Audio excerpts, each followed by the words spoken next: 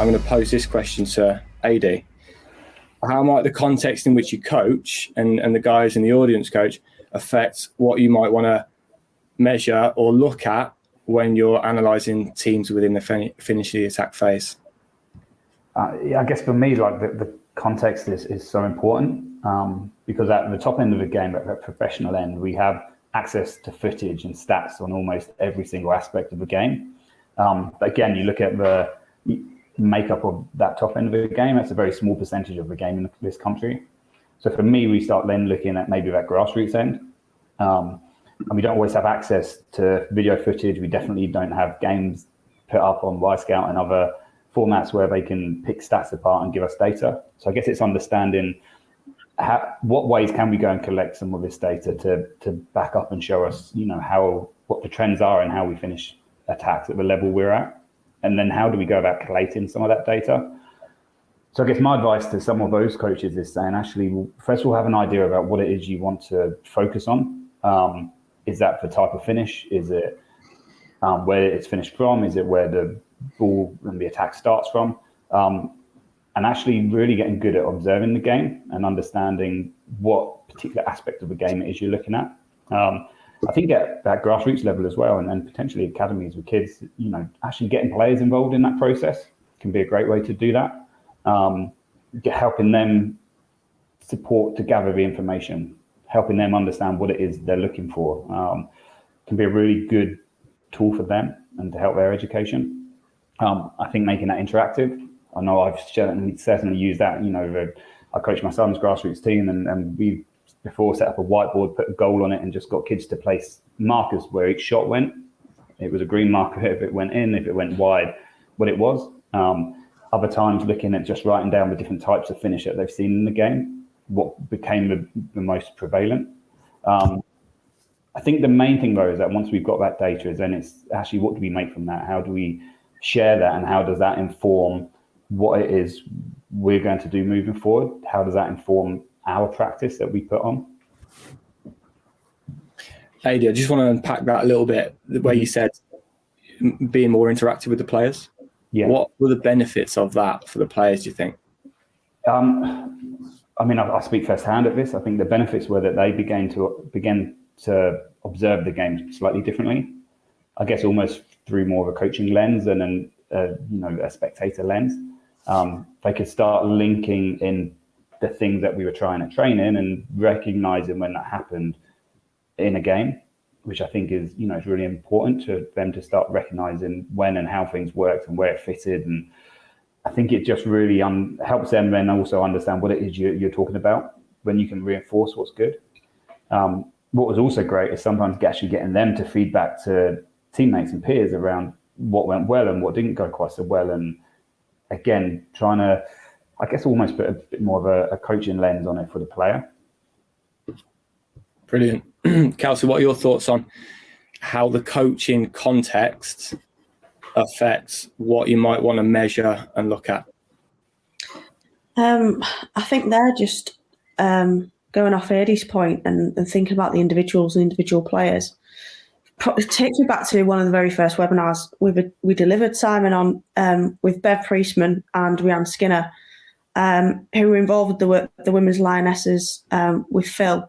And they spoke about educating players on what different finishing types they were, where on the pitch, and then rating a scale as to then how likely were they to finish.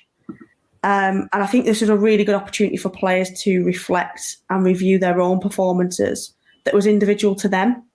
So one player, it could be on the left foot, two players in the way between themselves and the goal, plus the goalkeeper. Ball could be coming in quite fast. So on the left foot, how likely am I to finish? One might put a 2, one might put a 7. So then it's unpicking that, like, why would that be a 7 for you? Why is that a 2 for you? How do we support you progress and move forward, even if you're a 7? And how do I get you from a 2 to a 7?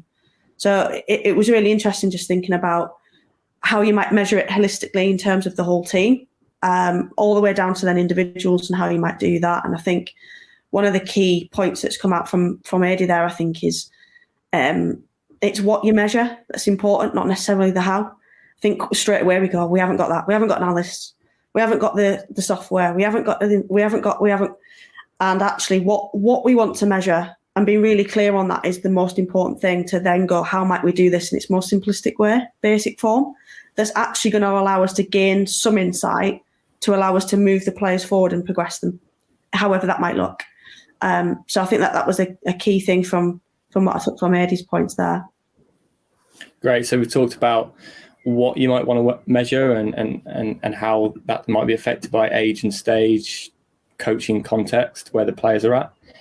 So Ady, just on that, staying within coaching context, Kelsey's touched on practice design in her first point she made, very first point.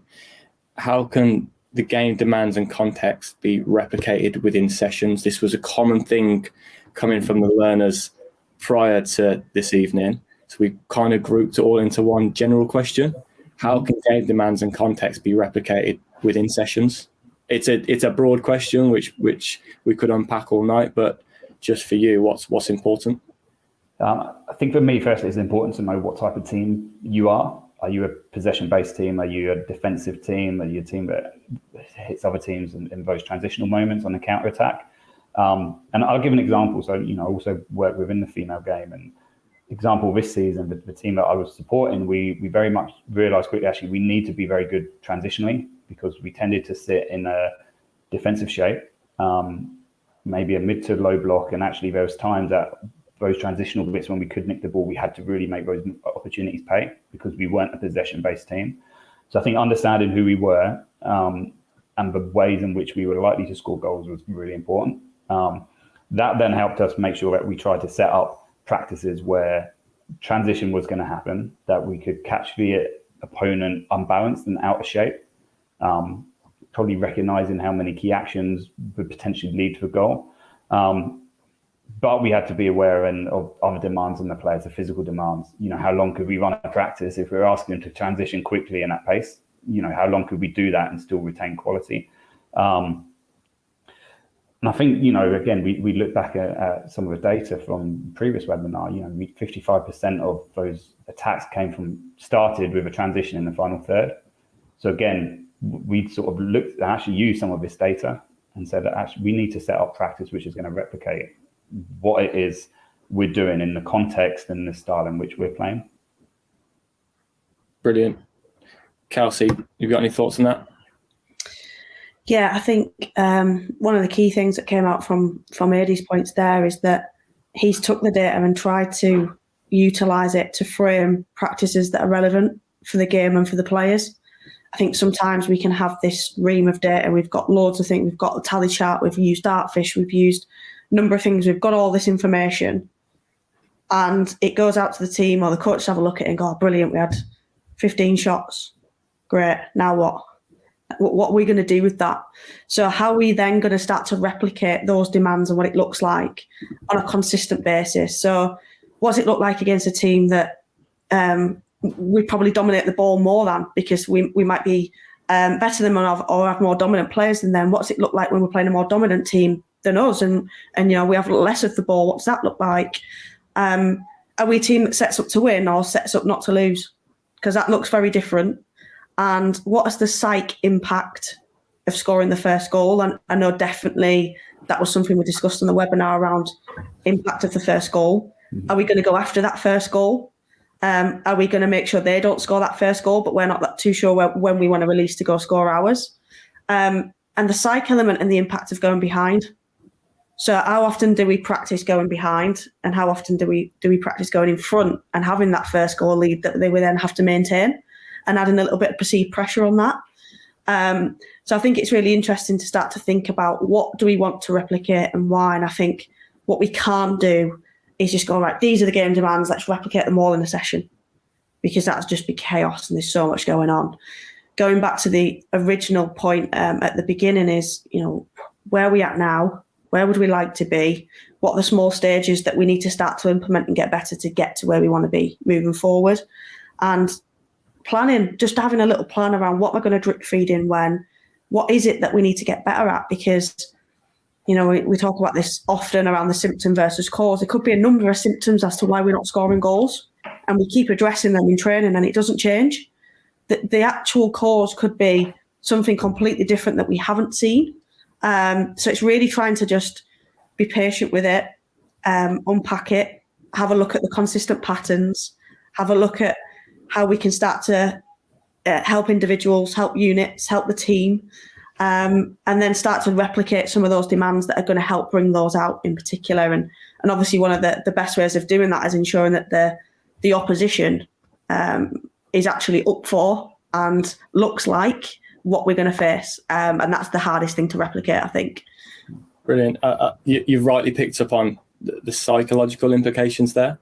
I think sometimes, we'll all be sat as audience members thinking that it's going to be heavily technical, tactical implications that come from trends. And the word data, straight away we think about technical, tactical. And you spoke about cause and effect.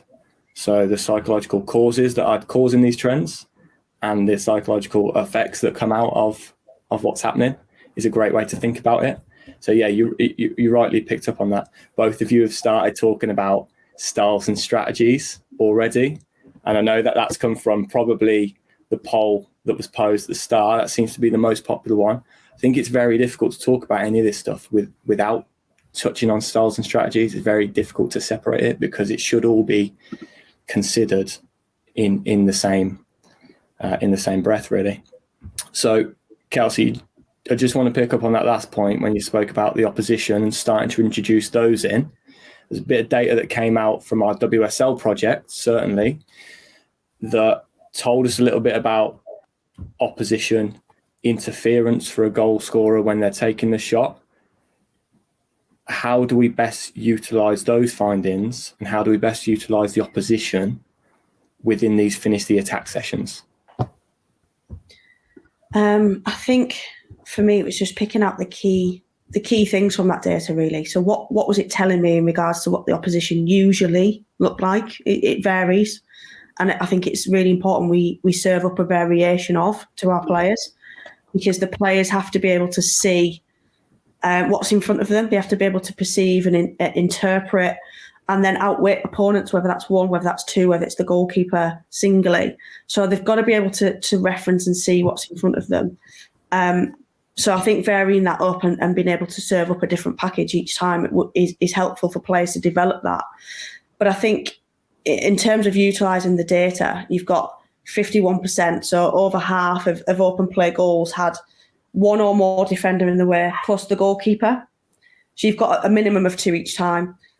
So it's thinking back to sessions and thinking, right, how many times have I done finishing sessions without defenders in? What's the pros and cons of that? There's no rights and wrong, but what's the pros and cons of that? And what types of pressure? So we're talking about a mixture of pressure. There was a real good variation of pressure between direct pressure, indirect pressure, and unopposed. So we classified direct pressure as defenders that are close enough to challenge or dispossess the shot. So within probably a metre of the shot that I can actually get there and force an outcome. Indirect pressure is they're close enough to there and affect it, but not necessarily dispossess. And then unopposed is no pressure whatsoever. And there's a really good balance and variation of that depending on, again, style and strategy of the team or whether it was from transition. So it's starting to think about then, how do I replicate all those different types of pressure? If it's constantly direct pressure because it's in a real tight area, we've got loads of balls going, we're finishing all the time, are we then getting in unopposed finishes where our striker ends up in behind the back line, taking 3, 4, 5 touches towards the keeper and misses it every time? Because our training sessions are not varied enough to be able to deal with different types of pressure. So it's starting to think about how can I place in and be more direct around the opposition and putting into practices the constraints and putting onto the opposition to really help gauge some real clear demands of what I want the strikers or the midfielders or players in that area of the pitch to overcome. So I think it's a really interesting point that I usually see when I go around clubs. Coaches not quite get right. So if we combine the indirect pressure, the goals that were under indirect pressure and direct pressure, they made up 82%. So 82% of all goals scored in the project we looked at were under some kind of pressure. Was that surprising to you, Kelsey, or would you have guessed around there? And I'd pose that to the audience as well. 82% of goals scored. So these are the successful shots before we've even started thinking about the unsuccessful ones. 82% of goals scored were taken when the goal scorer was under some kind of pressure. I'd pose that to the audience now. And Kels, would you be surprised by that? Would you have said that before we started the project?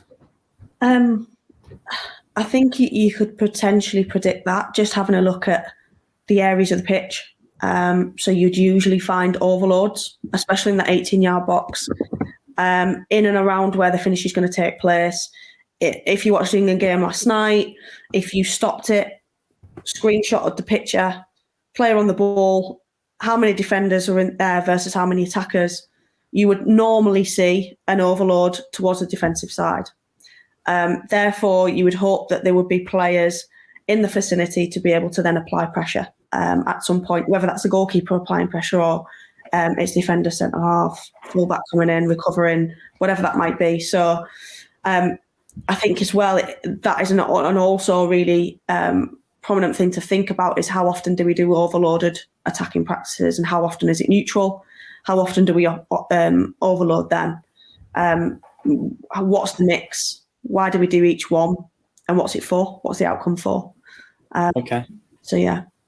Brilliant. Louis just, I don't know if everyone's seen that in the chat there, he's just asked about open play goals. We made sure we only used open play goals. We analysed all the set pieces goals as well, but we made them separate to the, in order to create the findings and the insights. So we just used 187 open play goals. There are drawbacks to taking the set piece goals out just purely for this finishing and finish the attack phase. And there are advantages for that. I think with set piece goals, it would give you a lot of really, really good data, which we do have. We've just chosen not to present on that first webinar, although it would cloud a little bit of the insights as well because of the amount of set play goals. So, Ady, do you want to unpack that notion of creating game realistic practices and how they can be replicated within sessions? Yeah, I think it's just so important that we take our players and we put them into situations that do replicate what really happens in the game. I think Kelsey touched on the point, about we quite often see these overloaded practices, but actually let's flip it the other way. Let's put more defenders in there. Let's put less attackers. Let's actually stress the player a little bit. Let's see how they deal with that situation. Maybe we're putting a touch restriction on that. Maybe we're putting time restriction on that, but adding some constraints to practice to really try and stretch and test the player. I think like you say, the data we have can be so useful with what we're doing. If we know this high percentage of goals are coming from certain areas or they're coming through a certain amount of touches in the box, then let's look to try and create practice that will replicate that. If we know we're a team that potentially win the ball in our own half and we counter, we need to be replicating practices that will cover these distances, that will give players real life, experience of what they really have to face within a game. I think, the practice for me is paramount. There also comes a piece where actually players may need to just practice without the stresses of defenders. There's a piece where they might need to really groove technique and different types of technique, unopposed, maybe with a keeper, maybe without, maybe no defender, maybe you've got mannequins there. But the importance of recognizing when and where and why, most importantly, you're doing that. What's the rationale behind it? I'm not saying one is more important than the other, but if we're always unopposed, when it gets to opposed, we won't know what to do. So, it's just so important, and recognizing when we add pressure to that practice to really stretch the players that we're working with. That's it. It's a great point. It's when we do it and being conscious as coaches. It's recognizing when and why we do it.